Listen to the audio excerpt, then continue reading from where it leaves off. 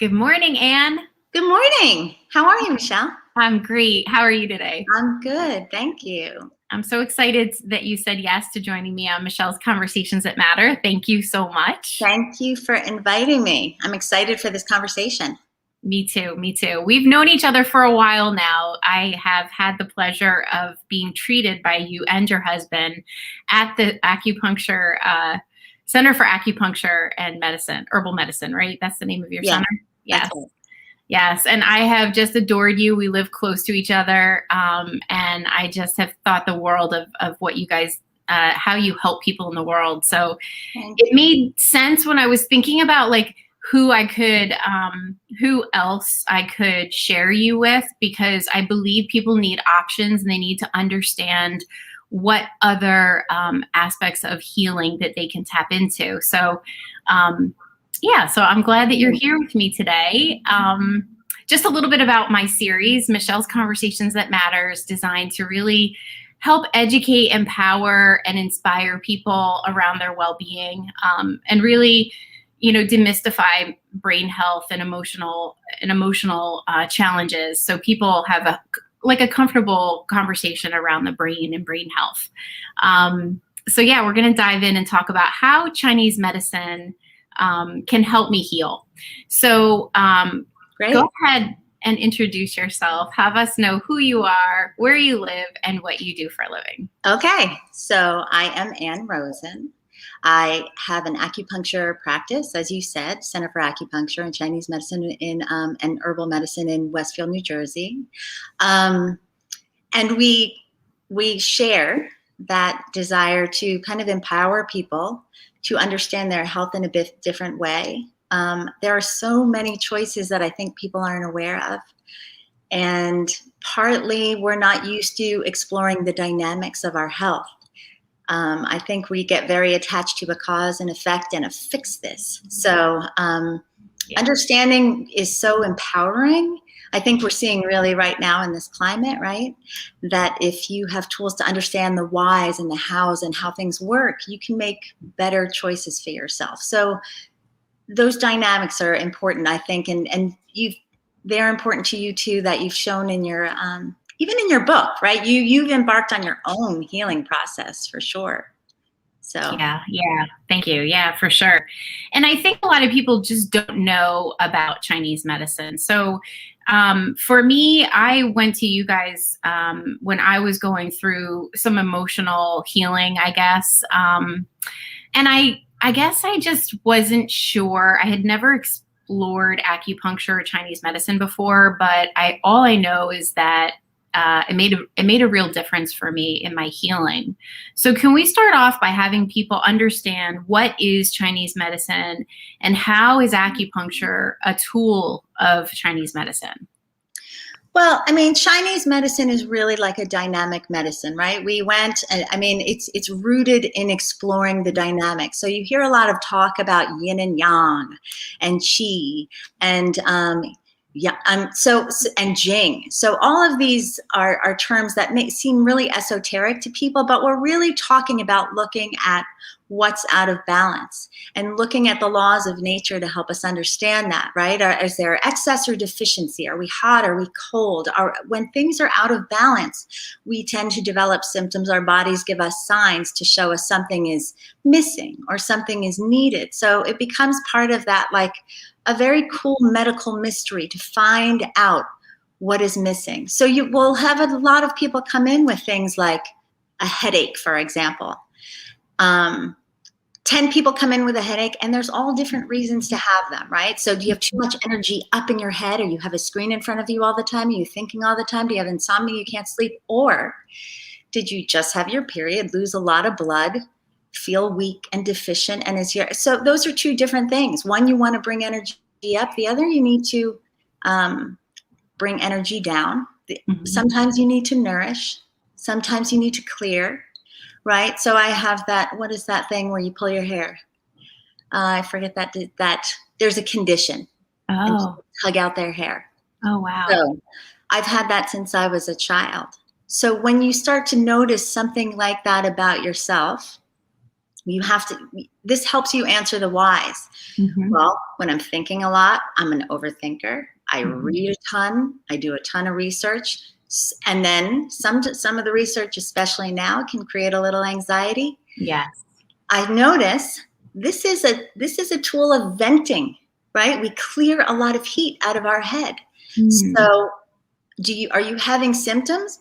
Are you doing things because your body is innately trying to address something on its own? Mm. Right? So we see a lot of things like nail biting is like trying to deal with maybe stuck liver qi in Chinese medicine. So there's a lot of these dynamics that once you understand why you're having your problem, it's different from why someone else is having their problem. And that's often the reason, like, everyone uses this medication, it works, but not for me. Or it worked for 10 months and then it stopped. Yeah. You know, you start to understand those types of things. So Chinese medicine is a tool. Acupuncture is the tool for kind of shifting that energy, like changing the circuitry. Amazing. The meridians. Yeah. I remember getting acupuncture, and you know, it's so funny because I coach I coach a wonderful a woman in Seoul, Korea. She's South Korean, and we were talking about Chinese medicine this morning, and she asked me about, you know, did you have the needles put in you? And I was like, yeah. And she was like, oh my gosh, how do you relax? I'm like, you know, at first I couldn't, right? You guys we would go in, you'd put the needles, and then like I would have to relax, but I had pins in me. But after a while, you totally do. You breathe through it, you relax. And it's amazing that you actually can get to that. Yeah. I mean, I think the needles, there is a power there. But to your point, there is the healing relationship is a relationship. And so you first have to establish trust and understand how that works. I think the first time I had acupuncture, I was afraid to breathe because someone put needles in my belly. And I was like, what if I cough? Yeah. What if I need to take a deep breath? Like my stomach is moving up and down. Is that safe? So I think, you know, creating that safe space is important. But yeah, I mean, you can really shift energy that way.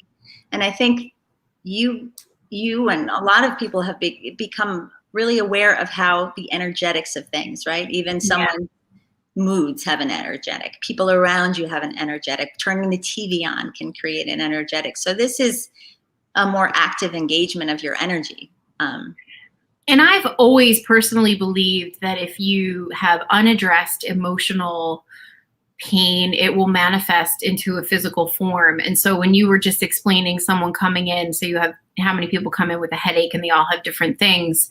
I'm the person that goes to the book to say, this hurts. What does it really mean? So can I reflect on my emotional condition, right? Like, how is it manifesting? Tell us, like, how do you feel about that? Obviously, it's related.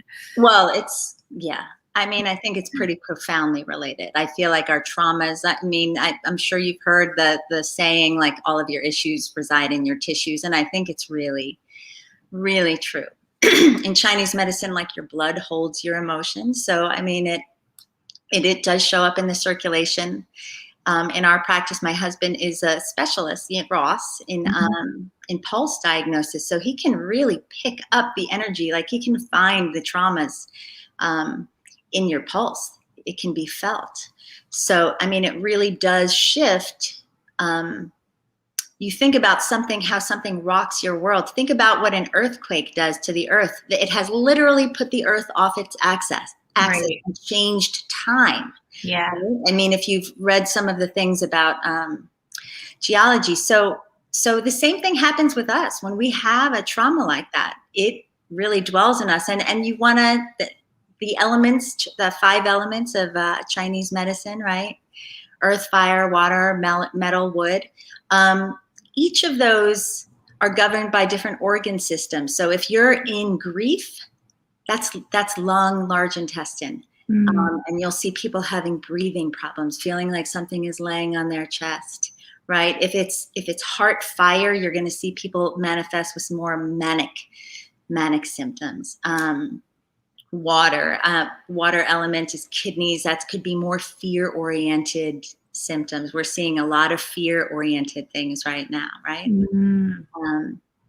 So the emotions show up. We once had a patient, Ross once had a patient, her chief complaint was chronic constipation. And that's lung, large intestine, that's metal. That's about letting go, taking in what serves you and letting go what doesn't. Mm-hmm. Her thing that she came in and talked about all the time was that her apartment became condos and everybody else bought their condos and she didn't. And her regret over that she held on to she couldn't let it go.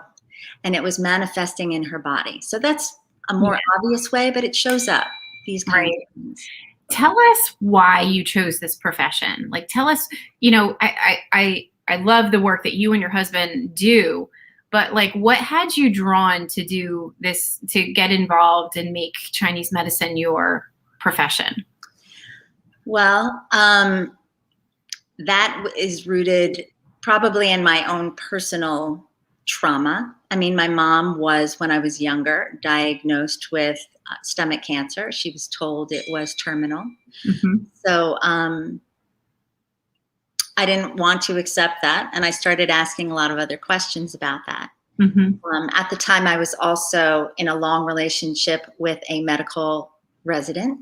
Mm-hmm. So I was seeing different sides of things, and I was really getting an inside look at that education and the system, as it were, and noticing, compassionate medicine involves choice. It involves looking at options, and the healing process is more than just survival. So I started looking at that. And also, I love medical mysteries.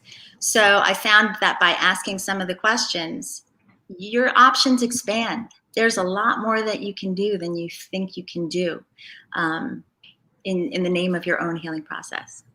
Yeah, and I think that that's so amazing that you mentioned that, because, I think a lot of us, it's very easy to relinquish your power to an authority in the medical field and not realize the power that we have over our own healing and what we can do to take care of ourselves and nourish ourselves and get in touch with ourselves, just connect with ourselves. Maybe it's through meditation or whatever, getting present to really what's going on. I think I love that the most about non-traditional support is because we really then get present to our own abilities to heal ourselves. Yeah, I mean, and it's a hopeful process. You also sort of unlock yourself. I mean, as you know, you wrote a book about it, right? Unlocking your access to your gifts through some of the grief or some of the trauma that you lived through. So sometimes it's really, that heartbreaking open piece. Mm-hmm. Is really true of emotional traumas. Like if you can go in there, understand it, and heal something. I think about trauma, and I think a lot of people don't realize they may have lived through trauma because we categorize trauma as something so horrible that we diminish our own trauma against something so horrible, and therefore we don't address it. Do you guys see that when, say, Ross is doing the pulse assessment and he's clear there's trauma, and are people surprised that A, he's picking up on it, and B, that it's categorized as trauma? Yeah, I mean, you make up such a good point about that, because people do write off their own traumas. I think, and it's almost trained, because we get a lot of people who come into the office and they'll say, well, these symptoms started after, a loved one died, or after this, but I'm told it was unrelated. And to go back and for us, I don't think there are things that are unrelated if you think they're related, because the trauma is how you perceive things, right? I mean, there can be 5 people who get stuck in the same elevator for 5 minutes. Mm-hmm. One person has a full-blown anxiety attack, mm-hmm. and 3 people are probably fine. Yeah. Maybe some are traumatized by the panic attack. But right. I mean, the idea being, if you perceive something really scary, that's what impacts you, right? If something can rock your world, it may not make any sense to anybody else, but it's a trauma to you and it lives in your tissues that way. It constricts your circulation that way. So things like that can have an impact. having those things dismissed has an additional impact. Yes. Yes. You know, it's so interesting. You know, when this whole pandemic occurred, I remember people going, well, we're all in the same boat. And this is where I totally disagree, because like you just said with the elevator example, we might all be in the same ocean, but we're in very different and very unique boats based on what we've been through. So we're all dealing with this in our own unique ways. Like being isolated for one person might be heaven, and for another person might be hell. So I'm like really clear that we all need to just sort of recognize that we're very unique and complex human beings, and our experiences are all our own, and not to dismiss if we're not aligning with, you know, other people, you know? Yep.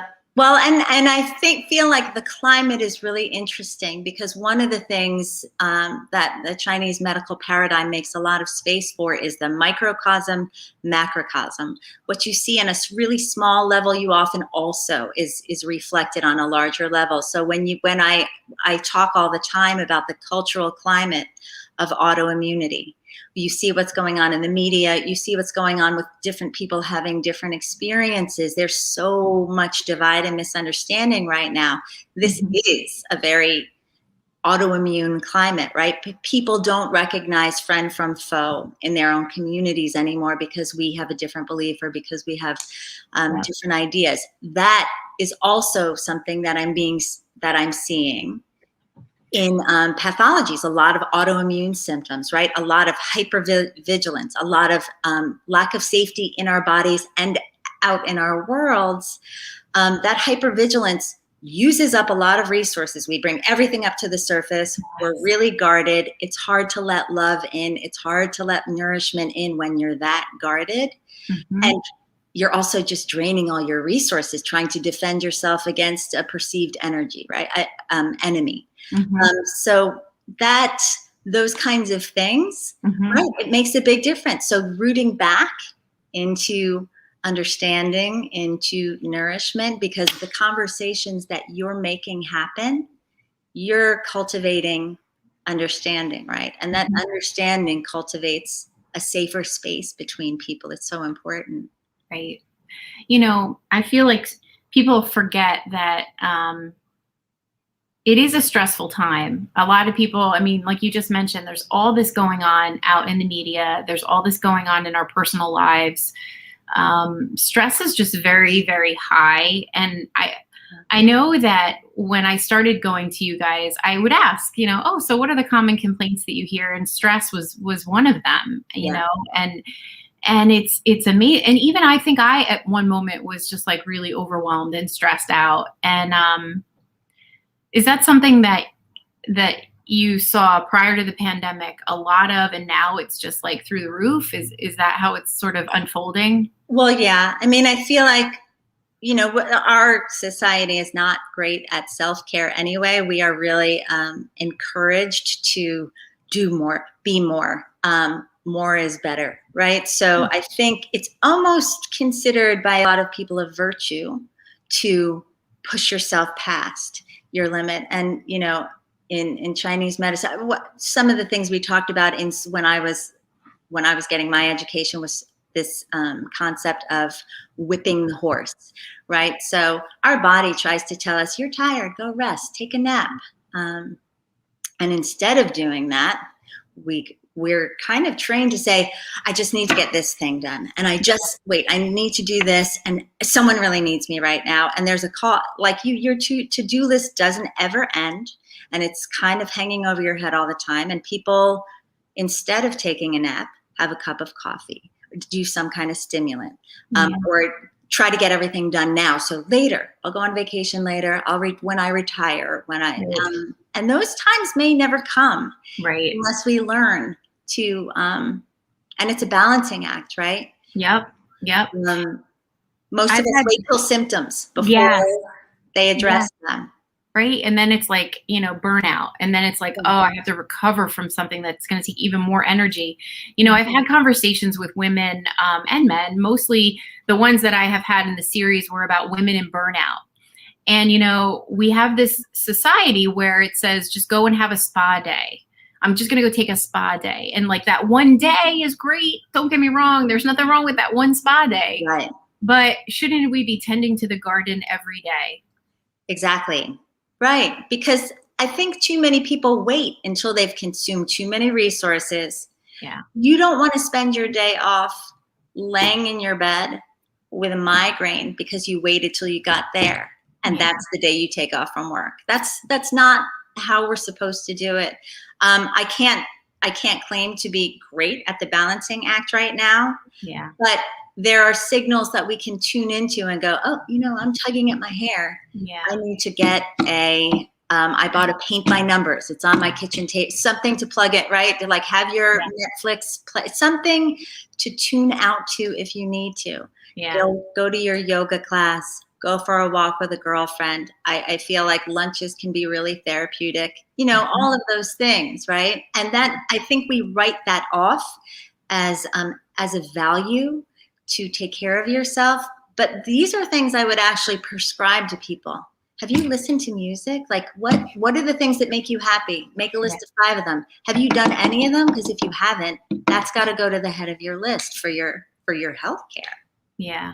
And that's what it is. I think people relate to taking care of themselves as a luxury and not a priority.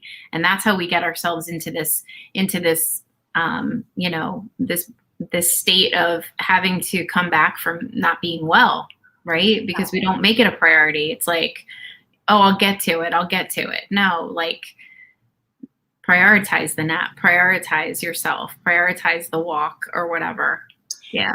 And ultimately, in a community like we're in right now, it's sort of, I think it's an act of love to model that. I think women need to see other women taking care of themselves, being able to say no, not doing the extra thing, right? Because it doesn't really, if you force yourself to do the cancer walk, and then you need help because you can't walk after that, right? I mean, think about it. We're not getting ourselves into a loop of pathology and this, right? So there's also Chinese herbs. So what are Chinese herbs and how do they sort of play into the healing process of acupuncture?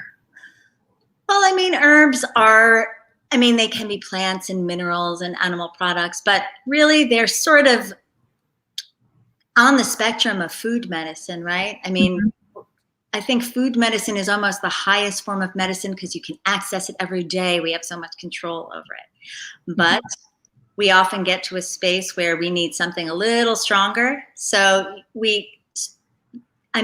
herbal medicine takes things into a more therapeutic level or dosage. But it's really looking at the plant medicine to find what balances you out. So oftentimes, I know in our culture, we like to go, this is for this, and this is for that, and this is good for this. We're looking to create a formula. So you're an individual. Certain things may be good for you, but you want to balance and buffer and try to treat everything you can because things are much more related than you think, than most people think, right? So you're having headaches, you get cramps, you have plantar fasciitis. All of these things, we're trying to see, well, what's the dynamic there, and how do we address all of it at once? Do we need to nourish the blood, but do we need to also make sure we keep the blood moving properly because there's a tendency towards stagnation? Is this person running a little hot? Do we need cooler herbs? So it's really creating your little, I don't want to say magic potion, but it can, that unique impact of balancing things out. I would like for people to move away from this idea as this is good for this. Garlic has great healing properties. It's also really irritating to the gut lining. If you've got gut issues, you want to be careful. It's hot, right? Yeah. Ginger can be moving and do different things, but sometimes you need to buffer it. That's why some people will be like, oh, my stomach can't take that, or I didn't really feel well after that. Understanding why is part of the puzzle of understanding how your body works and what imbalances you have. And that leads me to my next question, because you mentioned that people come in with digestion challenges. I feel like digestion is probably something that I have heard more about over the I don't know, past 6 months, someone having, digestion issues. So like they take something, or they change their diet, or like, I mean, is that a prevalent diagnosis or a prevalent challenge that you see in your practice, digestion issues? Oh, for sure. I mean, and it's the root of a lot of things because, of course, if your digestion's impaired, all of the other things you bring in to try to nourish you may not be able to nourish you in the way that you're intending. So we're hearing a lot about the gut microbiome. Now we're learning a lot about how the gut microbiome is related to trauma, which is something we've always seen. I mean, in Chinese medicine, the spleen and stomach, which are our primary digestive organs in Chinese medicine and Western, are governed by the earth element. And this is associated with overthinking, too much worrying. So you can see how we have that going on a lot right now. Those things really weaken those systems, and you'll see those things show up together oftentimes, because thinking is digesting, consuming, processing thoughts, right? You should be able to process them and then use the good of what you've been thinking about and process. But if you can't digest your thoughts, you sit there and ruminate and turn it around and around and around. People tend to get the same thing with things getting kind of stuck and damp and overwhelming in their digestive system. So sometimes you can work on those together. But yeah, we see a ton. And how do you guys view depression? Because this is, I largely am talking about mental health in my channel, or resilience, or well-being, but depression and anxiety, those two are very prevalent right now because of the pandemic. So like, how does that, what insights around anxiety and depression could you give us? Well, I mean, I think this will relate back to your predispositions, right? I mean, if someone has lost someone, then they're going to be more in that maybe lung, large intestine part. They're dealing with grief a lot of times. Anxiety is more like the heart fire. You might not feel rooted. There's so much chaos, right? Mm-hmm. So kidneys would be more fear. So things will show up differently. I mean, depression too comes from stagnation. So if you think like the liver governs movement, like flexibility and being able to go and just move your life forward. The liver needs to move. This pandemic has us all stuck, right? Mm-hmm. We have to be, and a spleen person, it's really hard for. An earth person, you have to think like, oh, what's considerate to that person? Well, what do I want to do? Well, how do I want to take? You're almost doing like a PSYOP math equation every single day to do the right thing, to take care of yourself, whatever it is for you. Right. So you see a lot of that, and some of it is finding ways to get unstuck. Mm-hmm. To get the needs met. But I think it is different in different people. Different things are driving different people based on your constitution. Mm-hmm. And then, of course, based on the experience you're having. If you're not able to feed your family during the pandemic, then you have a whole other layer. Yeah, for sure. Some people have. For sure. So any recommendations? We talked, I said to you before we went live, I said, I want to leave people with something that they could, like, what can they be doing to be making sure that they're caring for themselves? Do you have any tips and just sort of broad stroke recommendations? Well, yeah. I mean, I think there's one thing that people seem to really need to do from what I'm seeing in my practice is keep things moving. There needs to be some kind of progress. So if that progress right now is just creating a routine where you go for a walk every day, do your yoga routine, something that brings you a little bit of joy, set aside some time to do some music, a meditation, something like that is really, really important for the self-care. But the movement aspect is important. You know, right. Some people come in, they just want the needles, they want to move. The other thing is stay hydrated. Vitamin D, like do the things that you can to keep yourself from sliding into an imbalance. They say vitamin D, which I think the best way to do it is by going outside. Yes. Getting some sunshine. But I think that's important. And fresh air right now, I mean, if you're wearing a mask, find some time to get some fresh air. Please. Yes. Really important, the breathing. Yeah. Amazing. Oh my goodness, what a wealth of knowledge you are. So if people want to reach out to you, find out about your practice in Westfield, I know not everyone is in New Jersey and in Westfield, but your website is at the bottom of the page. Thanks.